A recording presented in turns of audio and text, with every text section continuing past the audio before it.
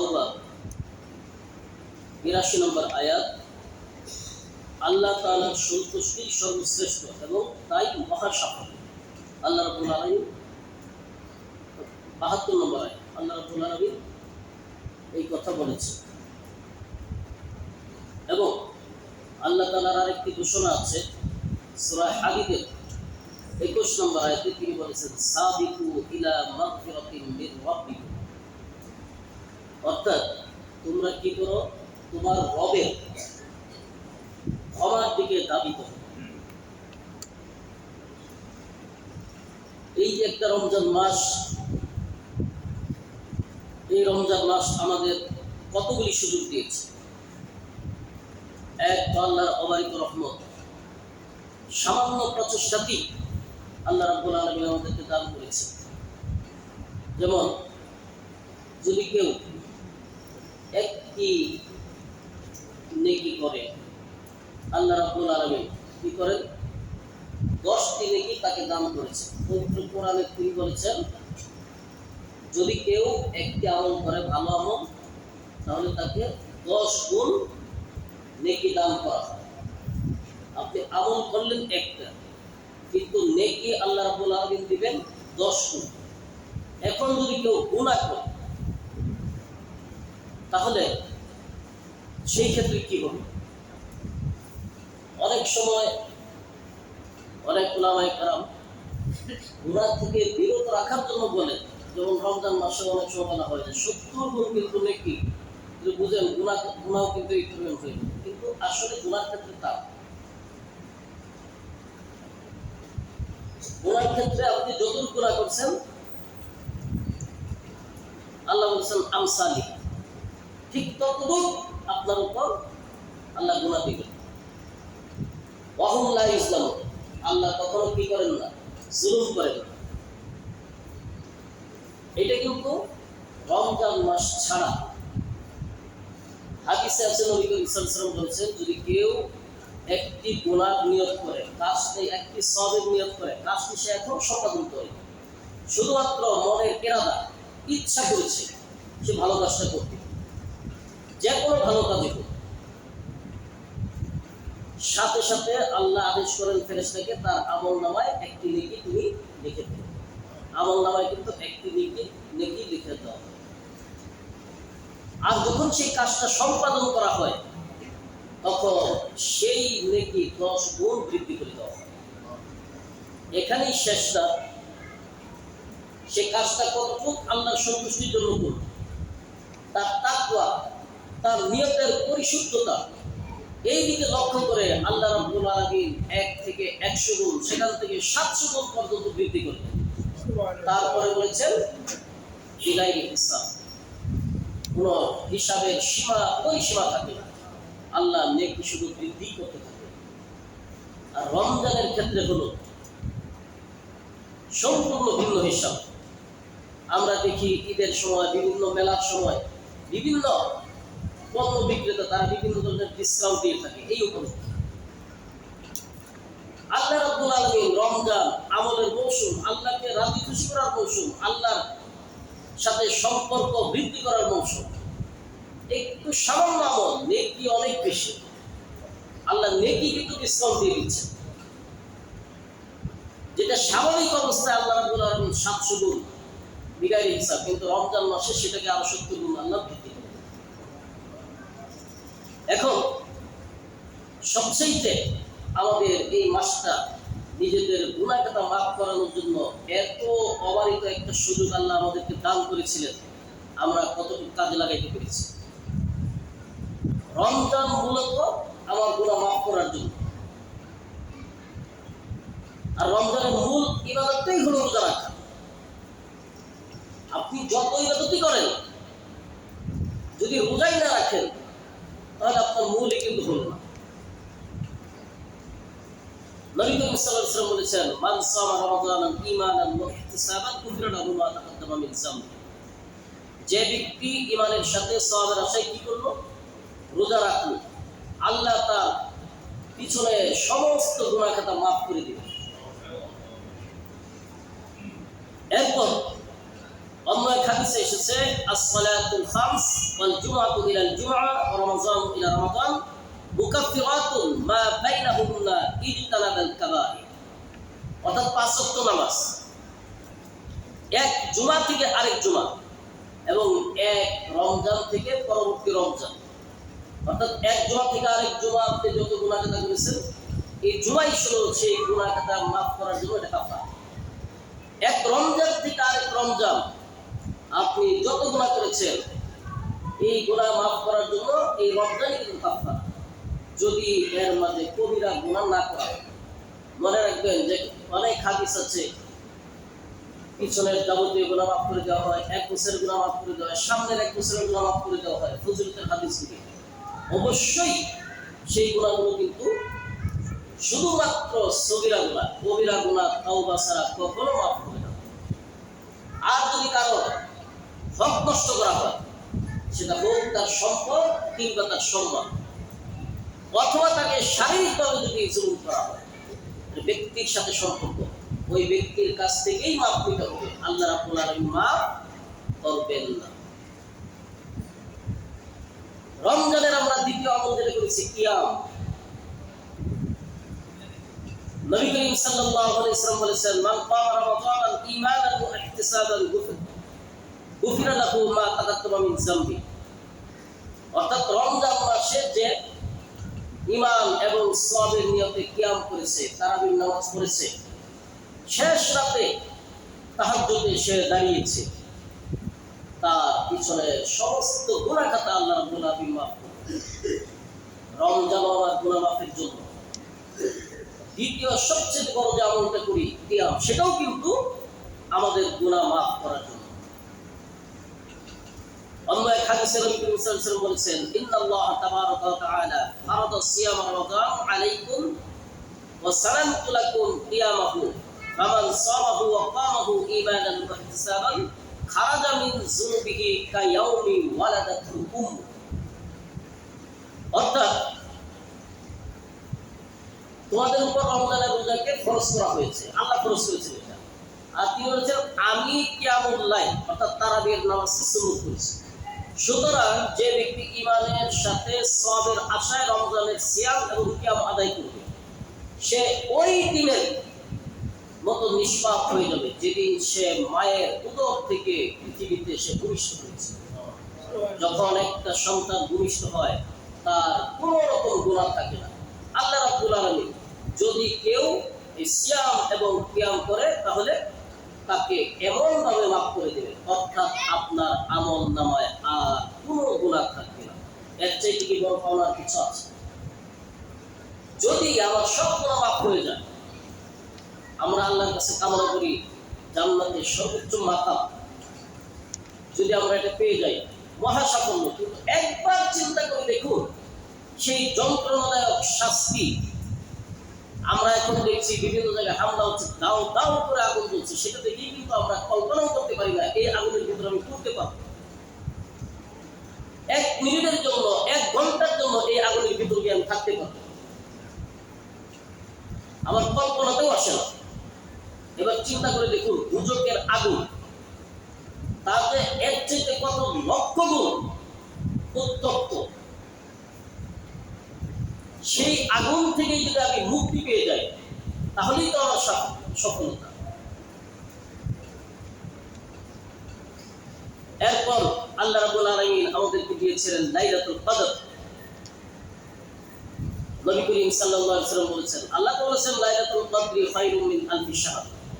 নবী করিম সাল্লাল্লাহু আলাইহি ওয়াসাল্লাম বলেছেন, মান কামা লাইলাতুল কদরি ঈমানান ওয়া ইহতিসাবান গুফিরা লাহু মা তাকাদ্দামা মিন যামবি। এই লাইলাতুল কদর কিন্তু যদি আমি সেদিন দাঁড়িয়ে নামাজ পড়ে কাটাই, পিছনে সমস্ত গুনাহ খাতা আল্লাহ রাব্বুল আলামিন মাফ করে দেবেন। এটা কিন্তু বুখারী শরীফের হাদিস 1901 নম্বর। এরপর ইফতারের ফজিলত আমরা জানি।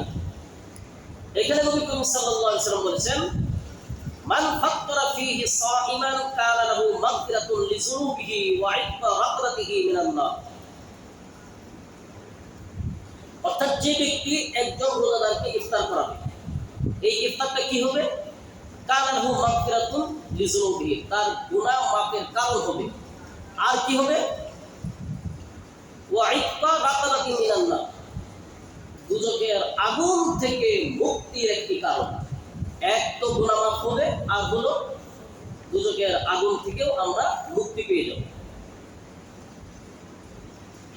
তারপর অধীনস্থদের কাজ যদি কেউ হালকা করে দেয়, নবী করিম সাল্লাল্লাহু আলাইহি ওয়াসাল্লাম বলেছেন, যদি কেউ অধীনস্থদের উপর, তার যে কাজের লোক আছে অথবা তিনি বস, তার আন্ডারে অনেক লোক কাজ করছে, তাদের শুধু রমজানকে সম্মান করে রমজানের খাতিরে কাজের বোঝা একটু তার উপর হালকা করে দেওয়া হবে, আল্লাহ কি করবেন? দুজকের আগুন থেকে তাকে মুক্তি দিয়ে দিবেন। দুজকের যে শাস্তি সেটা তার জন্য হালকা করে দেওয়া হবে, অর্থাৎ তাকে নাজাত দিয়ে দিবেন। নবী করিম সাল্লাল্লাহু আলাইহি ওয়াসাল্লাম বলেছেন, মান খাফফা আন মামলুকিহি ফিহি গাফারাল্লাহু লাহু ওয়া আতাকাহু মিনান নার, যে ব্যক্তি এই মহিমান্বিত মাসে নিজ কর্মচারীদের কাজের বোঝা হালকা করে দিবে, আল্লাহ তাআলা তাকে ক্ষমা করবেন এবং জাহান্নামের আগুন থেকে রক্ষা করবেন। এরপর আমাদের আরেকটা আমল ছিল বেশি, সেটা হলো কোরআন তেলাওয়াত। সারা বছর আমরা পড়ি আর না পড়ি, রমজানে একটু পড়ার চেষ্টা করি। বহুত লোক আছেন রমজানে 5 খতম 6 খতম এইভাবে তিলাওয়াত করেছে। এখন নবী করিম সাল্লাল্লাহু আলাইহি ওয়াসাল্লাম বলেছেন, আসিয়ামু ওয়াল কুরআনু ইয়াশফাআনি লিল আবদ ইয়াকুলু সিয়ামু রাব্বি ইন্নী মানাতুহু আত-তাআম ওয়া শাহওয়াতি বিন নাহারি ফাশফাআনি ফি, ওয়া ইয়াকুলু কুরআন মানাতুহু নাওম বিল্লাহি ফায়াশফা'না। অর্থাৎ রমজান আল্লাহর কাছে বলবে, আমি তোমার এই বান্দাকে দিনের বেলা পানাহার এবং যৌনাচার থেকে আমি তাকে বিরত রেখেছি, আমি তার জন্য তোমার কাছে সুপারিশ করছি, তুমি তাকে খাও। আর কোরআন বলবে, আল্লাহ রাতে আরামের ঘুম থেকে আমি তাকে বিরত রেখেছি, সে না ঘুমিয়ে কোরআন তেলাওয়াত করেছে, তোমাকে স্মরণ করেছে, একা একা তেলাওয়াত করেছে, নামাজে দাঁড়িয়ে তেলাওয়াত করেছে, অতএব তোমার এই বান্দার জন্য আমি সুপারিশ করছি।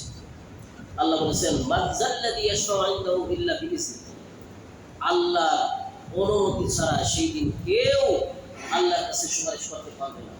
যাদেরকে আল্লাহ অনুমতি দিবেন আর যাদের ব্যাপারে অনুমতি দিবেন, কেবল তারাই তাদের ব্যাপারে সুপারিশ করতে পারবে।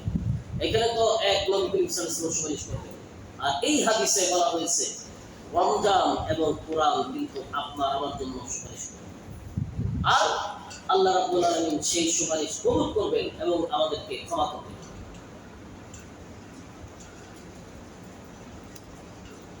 এরপর মুমিনদের জন্য গোটা রমজানই ফেরেশতারা কিন্তু মাগফিরাতের দোয়া করতে থাকে। আল্লাহ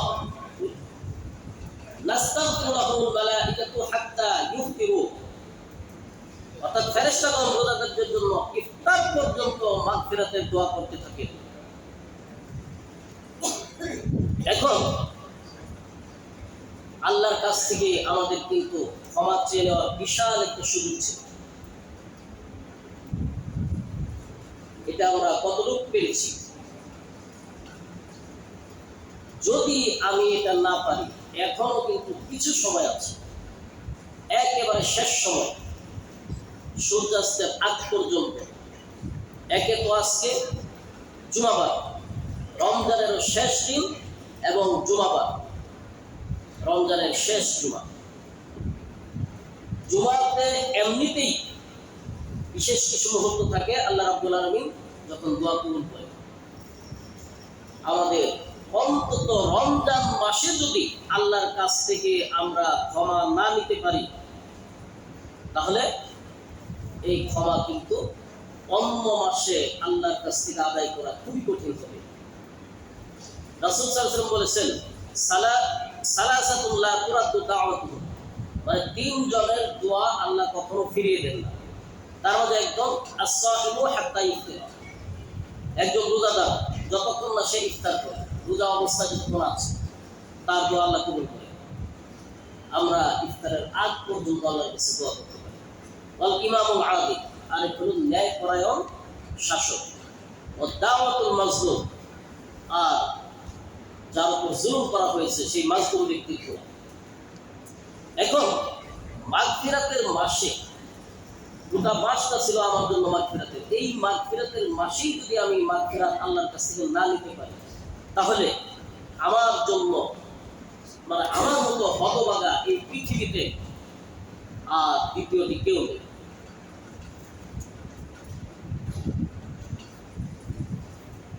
একটি হাদিস আমরা জানি যে নবী করিম সাল্লাল্লাহু আলাইহি ওয়াসাল্লাম মসজিদে নববীতে মিম্বারে উঠতেছিলেন, প্রথম সিঁড়িতে উঠলেন, বললেন আমিন, দ্বিতীয় সিঁড়িতে উঠলেন, আবারও বললেন আমিন, তৃতীয় সিঁড়িতে ওঠার পরেও বললেন আমিন। সাহাবায়ে কেরাম জিজ্ঞেস করলেন, ইয়া রাসূলুল্লাহ, আপনি তিনবার আমিন বললেন, এর কারণটা কি? নবী করিম সাল্লাল্লাহু আলাইহি ওয়াসাল্লাম প্রথম যে কারণটা বলেছেন সেটা হলো, যে ব্যক্তি রমজান মাসের রোজা পেল, রমজান মাস পেল, অথচ কি করলো না, তার গুনাহ মাফ করাইতে পারলো না, তার কোনো ধ্বংস অনিবার্য, সে ধ্বংস হবে। নবী করিম সাল্লাল্লাহু আলাইহি ওয়াসাল্লাম বলেছেন আমিন। এবার চিন্তা করে দেখুন, রমজান এসেছে, প্রতিদিন আল্লাহ রাব্বুল আলামিন আপনাকে আমাকে ডাকছে যে চাও আমার কাছে, তোমার কি দরকার। ফেরেশতারা দোয়া করছেন, এত সুযোগ সুবিধা দিয়ে রেখেছেন, কিন্তু আমি হতভাগা, আল্লাহর কাছ থেকে আমি ক্ষমা দিতে পারব না। তাহলে আমার ধ্বংস ছাড়া কি বা আছে? নবী করিম সাল্লাল্লাহু আলাইহি ওয়াসাল্লাম সেখানে আবার বলে দিয়েছেন আমিন। এমন দুর্ভাগা আছে, রোজা তো রাখেই না, রমজানের পবিত্রতার ব্যাপারেও তার সামান্যতম কোনো কমন সেন্স নেই। কালকে একটা দোকানের সামনে দাঁড়ালাম, পাশে হলো চার স্টল, চার দোকানটা বন্ধ। যুবক ভালো স্বাস্থ্যবান যাচ্ছে, আর সে রাগে মানে ফুসছে, বলছে সকল চার দোকানের উপর কি খারাপ করছে যে একটা চার দোকান খোলা নেই। এবার চিন্তা করে দেখুন, সে তো ভাবতেও পারছে না চার দোকানে খারাপ করে নাই, খারাপ হয়েছে ভাগ্যের মধ্যে।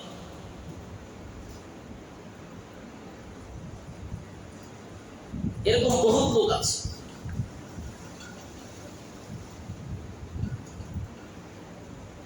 বিশেষ করে এই রমজান মাস যতটুকু আমরা আমল করছি আল্লাহর কাছে, কিন্তু আমাদের কবুল করানোর সময়।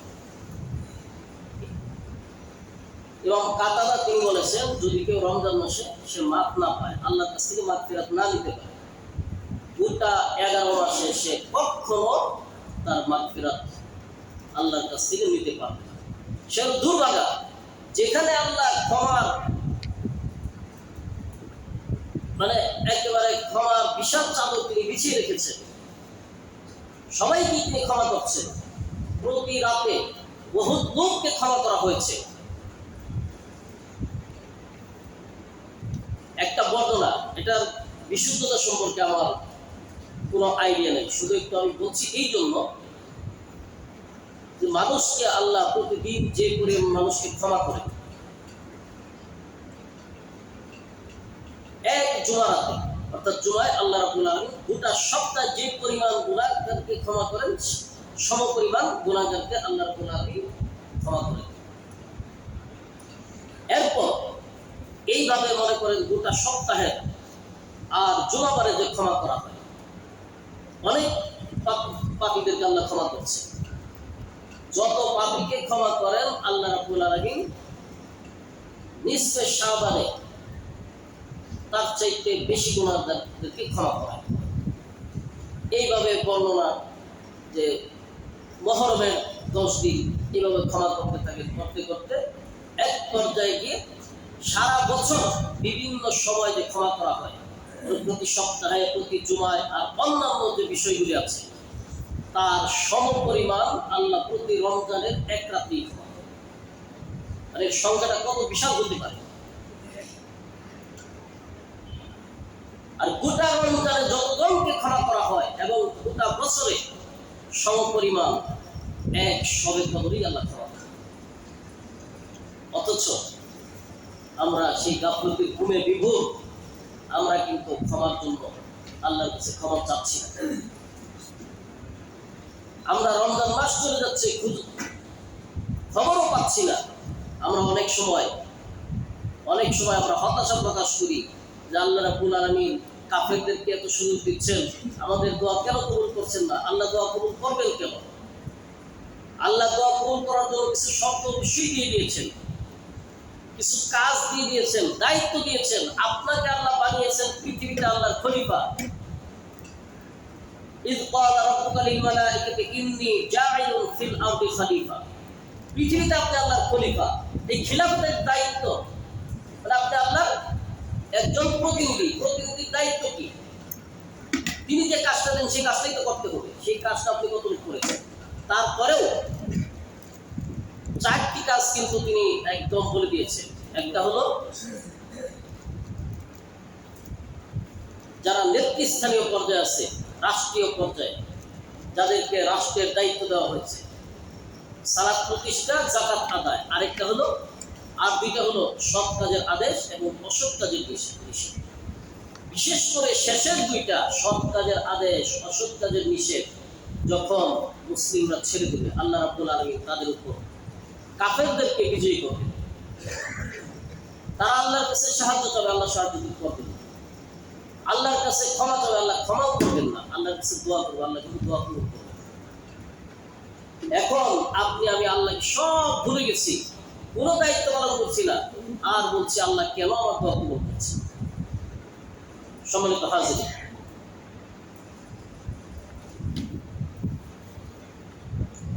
আরেকটা বিশেষ আলোচনা আমরা অবশ্য আগেই করে ফেলেছি, সেটা হলো সাদকাতুল ফিতর। সাদকাতুল ফিতর এর যাকাতের মতোই, নিসাবটা হলো যাকাতের মতো। তবে কিছু জিনিস পার্থক্য আছে। যাকাতের প্রয়োজনীয় অনেক জিনিস যেগুলি ইয়েতে আসে না, কিন্তু ফিতরার মধ্যে আসবে। আপনার ওই দিনের প্রয়োজনের যা দরকার, রোজা ছাড়া যা আছে সমস্ত সম্পত্তি, সেটার উপর আপনার ফিতরা আসবে। যাকাতের জন্য 1 বছর অতিবাহিত হতে হয়, ফিতরার জন্য সেটা হতে হয় না। আপনি ঈদের দিন সকালেও যদি এর নিসাব পরিমাণ মালের আপনি মালিক হয়ে যান, তাহলেও আপনাকে যাকাত দিতে হবে। ঈদের দিন সকালেও যদি আপনার ঘরে নবজাতক শিশু জন্ম নেয়, তার পক্ষ থেকেও যাকাত দিতে হবে। আদায় করতে হবে কাদের? পুরুষ, নারী, প্রাপ্তবয়স্ক, অপ্রাপ্তবয়স্ক, স্বাধীন, গোলাম, সুস্থ, পাগল, সকলের জন্য। একজন পাগল, তার যদি সম্পদ থাকে তার পক্ষ থেকে আদায় করতে হবে। নাবালক যদি তার সম্পদ থাকে তার পক্ষ থেকে আদায় করতে হবে। আর বিশেষ করে যিনি পরিবারের কর্তা, তিনি তো তার পরিবারের সন্তান, কাজের লোক, সকলেরটাই তিনি আদায় করবেন। আমরা আলোচনা করেছি পরিমাণ স্বাভাবিকভাবে আমরা যেটা বলি, সর্বনিম্ন যেটা, সেটা হলো ধরেন 120 টাকা, আর সর্বোচ্চ আপনি প্রায় 2200 থেকে 3000-এর মধ্যে। এর মধ্যে আপনি যা খুশি দিতে পারেন। তবে সবাই সর্বনিম্নটা নাই করে নিজের সামর্থ্যের প্রতি লক্ষ্য করে একটু বেশি দেওয়ার চেষ্টা করবেন, যেন গরিব মানুষ একটু উপকার পায়।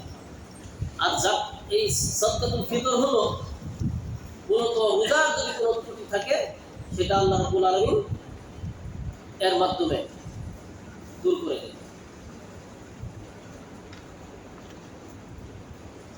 আরেকটা বিষয়, রমজান মাস শেষ, রমজানের পর যদি এই শাওয়াল মাসে নবী করিম সাল্লাল্লাহু আলাইহি ওয়াসাল্লাম বলেছেন, যদি কেউ রমজানের রোজা রাখে এবং শাওয়াল মাসে সে আরো 6টা রোজা বৃদ্ধি করে, মানে এর সাথে যোগ করে, তাহলে আল্লাহ রাব্বুল আলামিন তাকে পুরা 1 বছর রোজা রাখার সওয়াব দান করেন। নবী করিম সাল্লাল্লাহু আলাইহি ওয়াসাল্লাম বলেছেন সে যেন পুরা 1 বছর রোজা রাখে। কাজেই এই রোজাটা আমাদের অবশ্যই করা দরকার। আমাদের অল্প সংখ্যক লোকে আমরা সেটা করে থাকি, আর অধিকাংশই আমরা সেই রোজার ব্যাপারে যত্নশীল হই না। আপনি একবার চিন্তা করে দেখেন, আপনি রমজানের রোজা রেখেছেন আর 6টা রোজা রাখলেন, তার মানে গোটা বছর আপনি রোজা রাখলেন, আল্লাহর কাছে সারা বছর আপনি একজন রোজাদার হিসেবে গণ্য হন। এখন এই রোজা আমরা কখন রাখবো, কিভাবে রাখবো? শাওয়ালের 1 তারিখ অর্থাৎ আগামীকাল ঈদের দিন রোজা রাখা যাবে।